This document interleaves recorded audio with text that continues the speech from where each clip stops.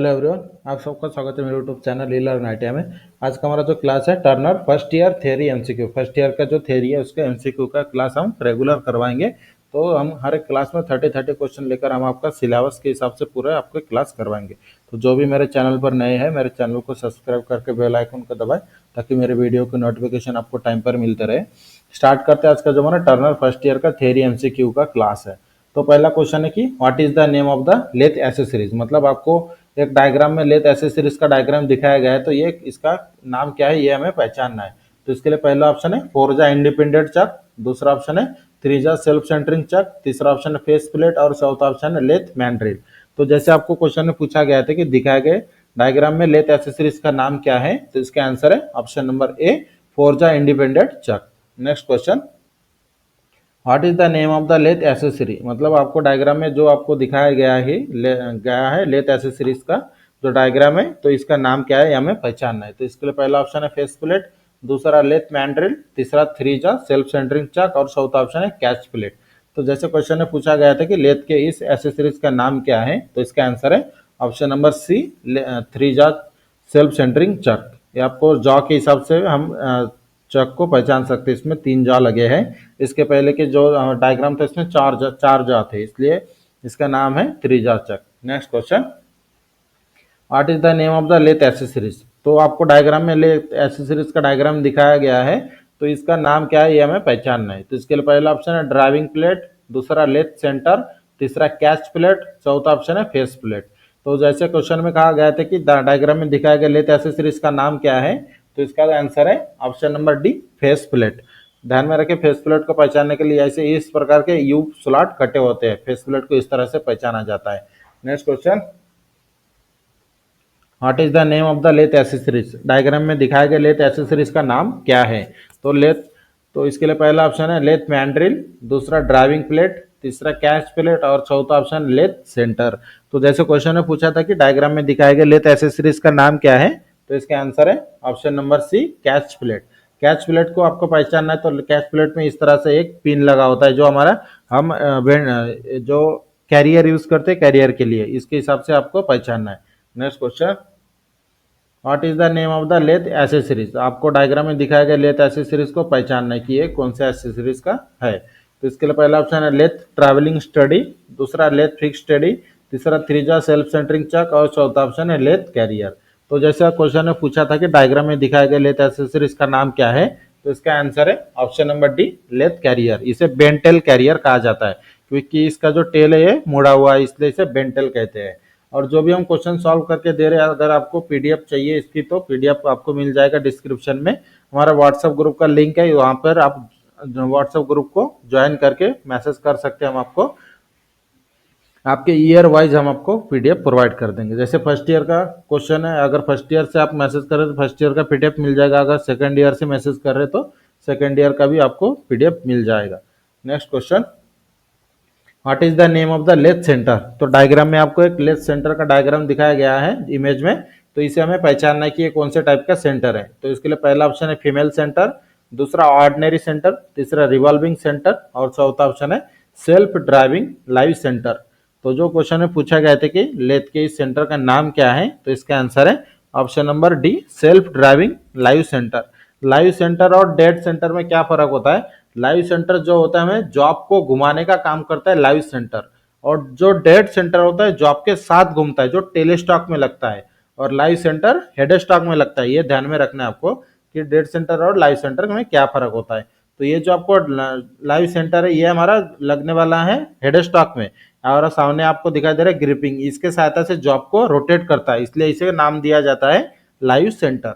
Next question, which mandrel is manufacture to reduce the number of mandrels, मतलब कौन सा mandrill बनाई जाती है जिससे बाकी जैसे नंबर ऑफ मतलब अलग अलग काम के लिए ज्यादा मैंड्रिल की आवश्यकता नहीं पड़ती है, तो इसके लिए कौन से मैंड्रिल को बनाया जाता है।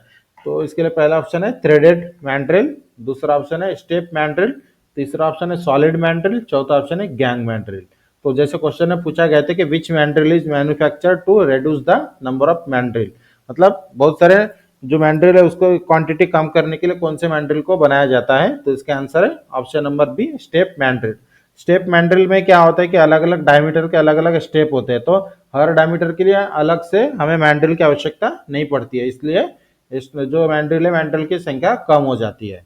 Next question, which mandrel is not used in between lathe centre, कौन से मैंड्रिल का उपयोग बिटवीन मतलब सेंटर टू सेंटर वर्क में किया नहीं जाता है। तो इसके लिए पहला ऑप्शन है कोन मैंड्रिल, दूसरा गैंग मैंड्रिल, तीसरा स्टेप मैंड्रिल और चौथा ऑप्शन है टेपर शैंक मैंड्रिल। तो जैसे क्वेश्चन में पूछा था कि लेथ सेंटर के बीच कौन से मैंड्रिल का उपयोग नहीं किया जाता है, तो इसका आंसर है option number B, gang mandrel.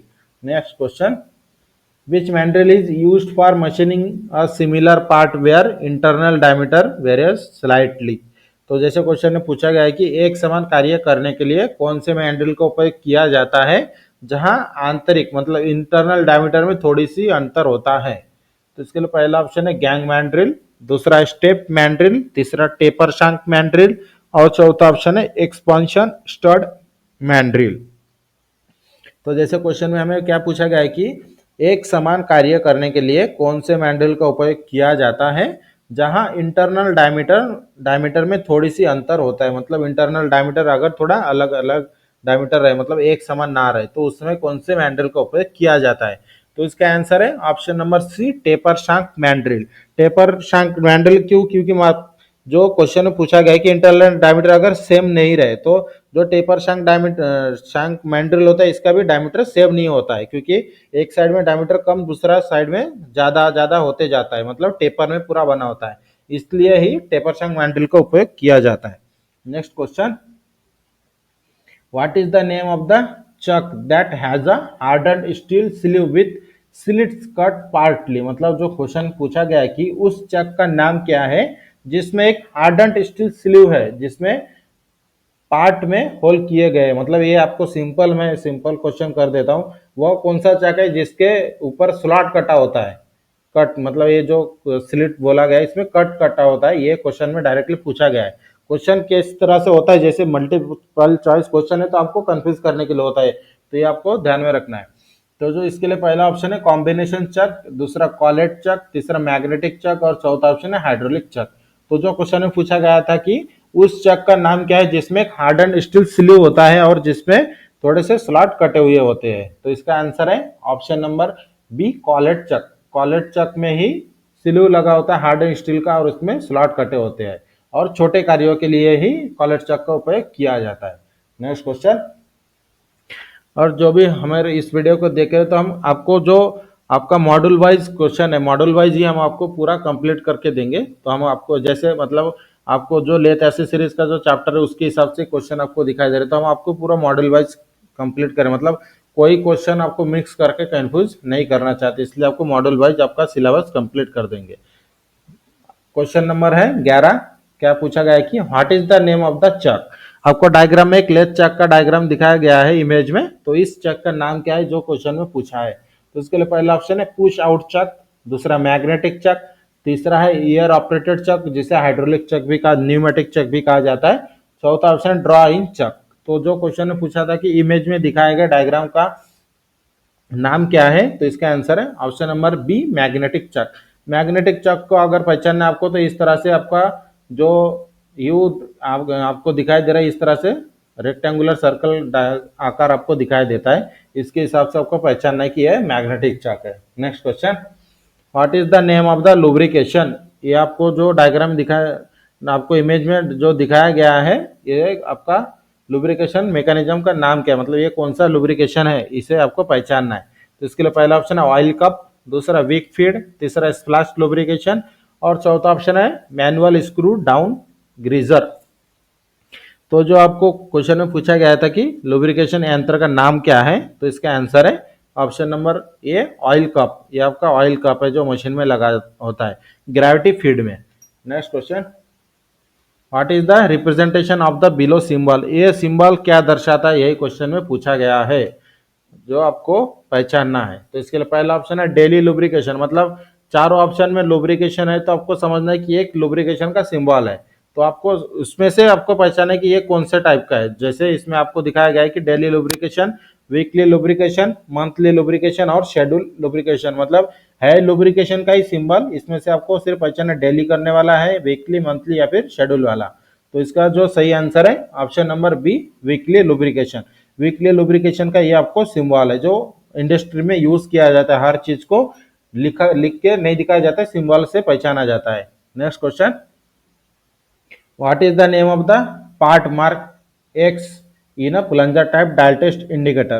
तो डायग्राम में आपको plunger type dial test indicator है, इसमें एक्स के रूप में जो पार्ट को दिखाया गया है, इस पार्ट का नाम क्या है, यही क्वेश्चन में पूछा है। तो इसके लिए पहला ऑप्शन है बेजल, दूसरा एनविल, तीसरा स्टीम और चौथा ऑप्शन है प्लंजर। तो जैसे क्वेश्चन में पूछा गया था कि plunger type dial test indicator में जो एक्स के रूप में दिखाया गया है, इस भाग का नाम क्या है। तो इसका आंसर है option number D, plunger. Next question, what term indicate the actual size of the abrasive grain. कौन सा शब्द एब्रेसिव ग्रेन का वास्तविक आकार दर्शाता है, जो क्वेश्चन में पूछा है। तो इसके लिए पहला ऑप्शन है स्ट्रक्चर, दूसरा ग्रिड साइज, तीसरा ग्रेड ऑफ बॉन्ड और चौथा ऑप्शन है एब्रेसिव टाइप। तो जो क्वेश्चन में पूछा था कि कौन सा शब्द एब्रेसिव ग्रेन का वास्तविक आकार को दर्शाता है, तो इसका आंसर है option number B, grid size. Next question, which bonding material is not affected by water, acid और नॉर्मल टेम्परेचर। जो क्वेश्चन में क्या पूछा गया है कि कौन सी बॉन्डिंग मटेरियल जल, एसिड और सामान्य ताप से प्रभावित नहीं होती है। तो इसके लिए पहला ऑप्शन है विट्रीफाइड बॉन्ड, दूसरा रेजिनॉइड बॉन्ड, तीसरा ऑप्शन है बैकलाइट बॉन्ड और चौथा ऑप्शन है रबर बॉन्ड। तो जो क्वेश्चन में पूछा था कि कौन सी बॉन्डिंग मटेरियल है जो जल, एसिड या सामान्य टेम्परेचर से कोई इसका प्रभाव नहीं पड़ता है, तो इसका आंसर है option number A, vitrified bond. Next question, which wheel is use for grinding tough material. मजबूत मटेरियल की ग्राइंडिंग के लिए कौन सी व्हील का उपयोग की जाती है। तो इसके लिए पहला ऑप्शन है सिलिकॉन कार्बाइड, दूसरा एल्यूमिनियम ऑक्साइड, तीसरा ऑप्शन है सीमेंटेड कार्बाइड और चौथा ऑप्शन है सिरामिक। तो जो क्वेश्चन ने पूछा था कि अगर टॉप मटेरियल है, टॉप मटेरियल को ग्राइंडिंग करने के लिए कौन से ग्राइंडिंग व्हील का उपयोग किया जाता है, तो इसका आंसर है option number B, aluminium oxide. Next question, which is the term use to express grinding wheel to hold the abrasive particle together. Grinding wheel के एब्रेसिव कणों को साथ बांधे रखने के लिए कौन से शब्द का उपयोग की जाती है, कौन से वस्तु का उपयोग किया जाता है, यही क्वेश्चन ने पूछा है। तो इसके लिए पहला ऑप्शन है ग्रेन, दूसरा है ग्रिट, तीसरा स्ट्रक्चर और चौथा ऑप्शन है बॉन्ड। तो जो क्वेश्चन पूछा था कि ग्राइंडिंग व्हील में जो एब्रेसिव कण होते हैं, कण को एक दूसरे के साथ बांध कर रखने के लिए किस वस्तु का उपयोग किया जाता है, तो इसका आंसर है option number D, bond. Bond की वजह से मतलब इसमें जो एब्रेसिव होते हैं, एब्रेसिव को बॉन्ड के साथ चिपकाकर एक व्हील को तैयार किया जाता है। Next question, what is the name of the part mark x. तो आपको डायग्राम जो इमेज में आपको दिखाया गया है, इसमें एक ट्रैवलिंग स्टडी, एक फिक्स स्टडी रेस्ट है। तो इसमें जो फिक्स स्टडी रेस्ट को दिखाया, इसमें से एक्स के रूप में जो पार्ट है, इस पार्ट का नाम क्या है, ये हमें पहचानना है स्टडी रेस्ट में। तो इसके लिए पहला ऑप्शन है स्टडी हिंज, दूसरा एडजस्टिंग स्क्रू, तीसरा फ्रेम, चौथा एडजस्टिंग पैड। तो जो क्वेश्चन में पूछा था कि डायग्राम में दिखाए गए एक्स के रूप में भाग का नाम क्या है, तो इसका जो सही आंसर है option number D, adjusting pad. ये जो आपको 3 पैड, ये 3 जो आपको दिखाया है, इसे पैड बोला जाता है। Next question, what is the name of the lathe accessories. आपको एक जो इमेज है, इमेज में लेथ एसेसरीज को दिखाया गया है, तो हमें पहचानना है कि इसका नाम क्या है। तो इसके पहला ऑप्शन है क्लच प्लेट, दूसरा ड्राइविंग प्लेट, तीसरा फेस प्लेट और चौथा ऑप्शन है लेथ कैरियर। तो जो क्वेश्चन ने पूछा था कि लेथ एसेसरीज का नाम क्या है, तो इसका आंसर है option number B, driving plate. Next question, which is use to support hollow end job. Hollow end पर काम को सपोर्ट करने के लिए कौन से उपकरण का उपयोग किया जाता है। मतलब जो जॉब का एंड अगर हॉलो होता है, मतलब खोखला होता है, उसे सपोर्ट देने के लिए कौन से उपकरण का उपयोग किया जाता है। तो इसके लिए पहला ऑप्शन है बॉल सेंटर, दूसरा पाइप सेंटर, तीसरा फीमेल सेंटर और चौथा ऑप्शन है टिप सेंटर। तो जो क्वेश्चन ने पूछा था कि हॉलो एंड का जो जॉब होता है, जो जॉब का एंड हॉलो होता है, वैसे जॉब को सपोर्ट देने के लिए किसका उपयोग किया जाता है, तो इसका आंसर है option number B, pipe centre. Next question, which chuck is mainly used for getting a very effective grip over the job. कौन से चक विशेष रूप से काम पर बहुत प्रभावी पकड़ प्राप्त करने के लिए उपयोग में लाई जाती है? तो इसके लिए पहला ऑप्शन है पुश आउट चक, दूसरा कॉलेट चक, तीसरा मैग्नेटिक चक और चौथा ऑप्शन है हाइड्रोलिक चक। मतलब निम्नलिखित में से कौन सा चक जो जिसकी पकड़ सबसे ज्यादा मजबूत होती है, यही क्वेश्चन में पूछा है। तो इसके लिए जो इसका सही आंसर है ऑप्शन नंबर डी हाइड्रोलिक चक, क्योंकि सबसे ज्यादा मजबूत पकड़ हाइड्रोलिक चक की होती है। Next question, which is the schedule of lubrication for lathe bed? Lathe bed के लिए लुब्रिकेशन का शेड्यूल क्या होता है? मतलब जो हमारा लेथ मशीन पे हम काम करते हैं तो इसके ऊपर जब हम लुब्रिकेशन करते हैं तो कौन से क्रम से किया जाता है, मतलब क्रम मतलब कौन से पद्धति से? तो इसके लिए पहला ऑप्शन है डेली करना चाहिए, दूसरा वीक में मतलब वीकली करना चाहिए, तीसरा मंथली और चौथा frequently, bar bar.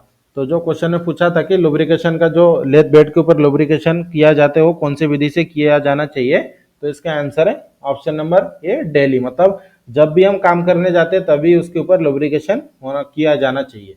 Next question, what is the name of the lubrication method? जो डायग्राम में आपको दिखाया गया है इसमें लुब्रिकेशन मेथड का नाम क्या है जो क्वेश्चन में पूछा है? तो इसके लिए पहला ऑप्शन है ऑयल पंप मेथड, दूसरा वीक फीड मेथड, तीसरा फोर्स फीड सिस्टम, चौथा स्प्लैश लुब्रिकेशन सिस्टम। तो जो क्वेश्चन में पूछा था कि डायग्राम में दिखाया गया लुब्रिकेशन मेथड का नाम क्या है, तो इसका आंसर है option number D splash lubrication system.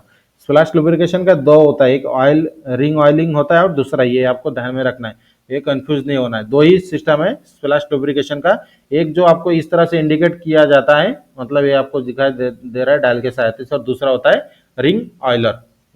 Next question, what is the name of the lubrication method?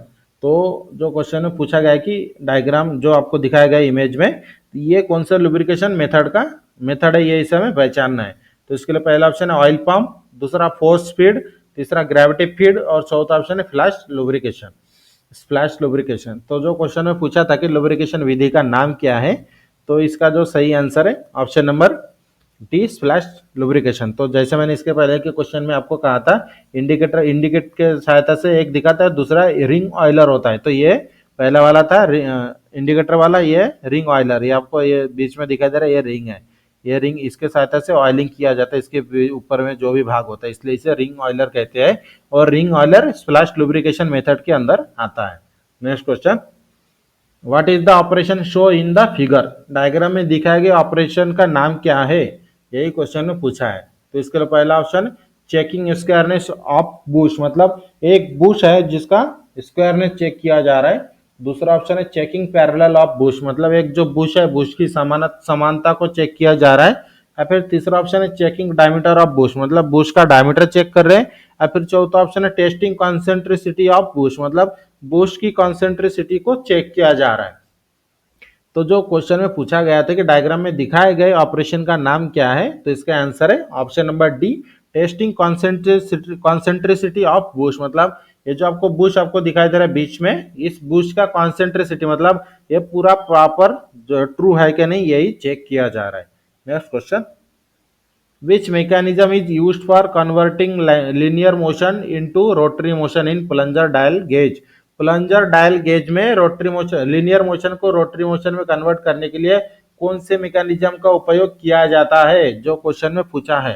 तो इसके लिए पहला ऑप्शन है रैक एंड स्क्रॉल मैकेनिज्म, दूसरा ऑप्शन है स्क्रॉल एंड पिनियन मैकेनिज्म, तीसरा ऑप्शन है रैक एंड पिनियन मैकेनिज्म और चौथा option lever and scroll mechanism. तो जैसे क्वेश्चन में पूछा था कि प्लंजर डायल गेज में रैक और पिनियन मैकेनिज्म का उपयोग करके लीनियर मोशन को रोटरी मोशन में कन्वर्ट करने किया जाता है, उसका नाम क्या है? तो इसका आंसर है option number B scroll and pinion mechanism.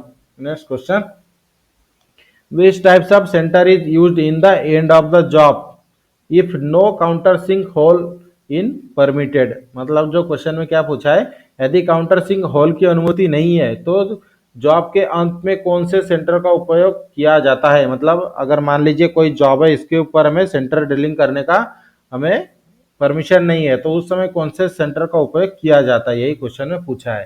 तो इसके लिए पहला ऑप्शन है इंसर्ट टाइप सेंटर, दूसरा रिवॉल्विंग सेंटर, तीसरा फीमेल सेंटर और चौथा ऑप्शन है बॉल सेंटर।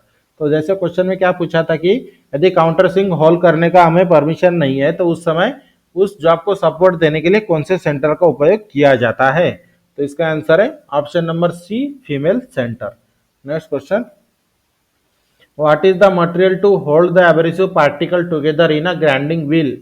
ग्राइंडिंग व्हील में एब्रेसिव कणों को एक साथ पकड़कर रखने के लिए कौन से मटेरियल का उपयोग किया जाता है? तो इसके लिए पहला ऑप्शन है ग्रेड, दूसरा गाइड, तीसरा बॉन्ड और चौथा ऑप्शन है ग्रेन। तो जैसे क्वेश्चन में क्या पूछा था कि ग्राइंडिंग व्हील में एब्रेसिव कणों को एक साथ रखने के लिए कौन से मटेरियल का उपयोग किया जाता है? तो इसका आंसर है ऑप्शन नंबर सी, बॉन्ड।